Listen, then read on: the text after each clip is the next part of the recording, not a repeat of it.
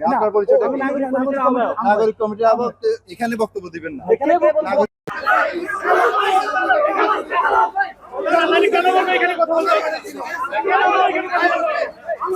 আমরা তো যাচ্ছিলাম আমাদের কাজে, অফিসিয়াল কাজে। যাওয়ার পরে হাসনাত এবং নাসির ভাই যারা ছিল আমাদের সিনিয়র দুই একজন আগে, তারা চলে গেল ভিতরে। যাওয়ার পরে দেখলাম যে একজন আইনজীবী সে ঢুকতে বাধা দিচ্ছে এবং এক পর্যায়ে সে ধাক্কাধাক্কি শুরু করেছে এবং সে হাসনাতকে বেয়াদব বলা শুরু করেছে এবং গালাগালি করা শুরু করেছে এক পর্যায়ে। হাসনাতকে যখন বললো তখন আমরা কি করলাম, বাইক থেকে আমরা দুজন চলে গেলাম। যাওয়ার বললাম, ভাই কি হয়েছে, আপনি এবার ধাক্কাধাক্কি কেন করছেন, আপনি কি মারামারি করতে চান, কি ঝামেলা করতে যাচ্ছেন, প্লিজ যেতে দেন।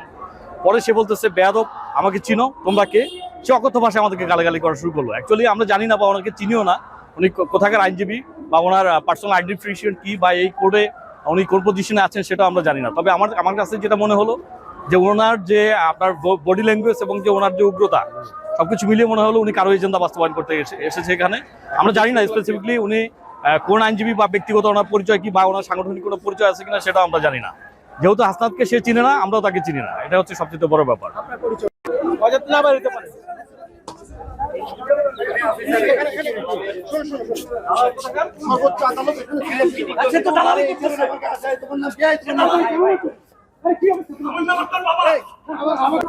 আমার পরিচয় হচ্ছে আমরা জাতীয় নাগরিক কমিটির সমর্থক, আমরা অর্গানাইজার, এটা হচ্ছে আমাদের পরিচয়। আমার নাম সাদাত ফরাজি সাকিব এবং এক পর্যায়ে সে আমার আঙুলটা সে ভেঙে দিয়েছে।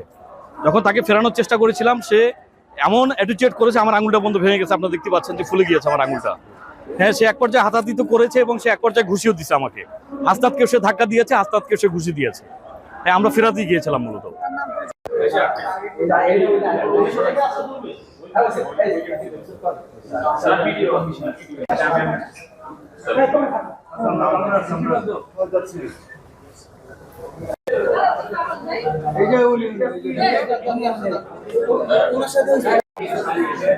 রেজিস্টার বসে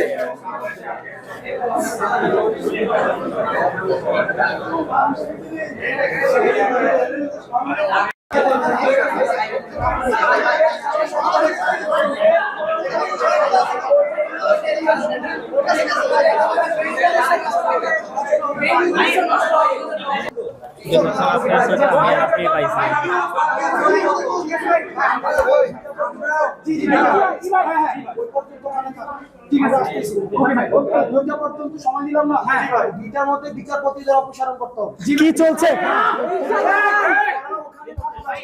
আচ্ছা, ভিতরে কি চলছে? ভিতরে কি চলছে? সমস্যা নাই তো? আসাদ ভাই, আপনার সঙ্গে যে ঘটনা ঘটবে এটা নিয়ে ভিতরে কি হচ্ছে? ভিতরে কোনো সমস্যা নাই, আমরা আছি, তোমরা যাও। ঠিক আছে, ওকে ভাই।